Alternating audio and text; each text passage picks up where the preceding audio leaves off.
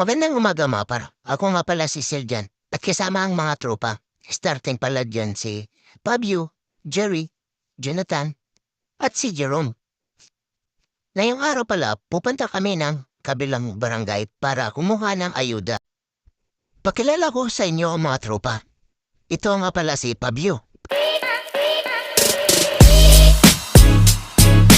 Si Jerry,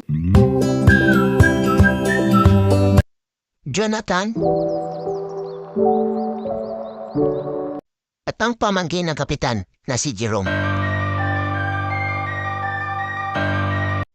Pagkatapos namin kumuha ng ayuda, andito kami sa aming kapitbahay para magkatay ng kanilang mga manok kasi hindi na daw nangingitlog. Ang kondisyon na pala ni Fabio ang mga manok.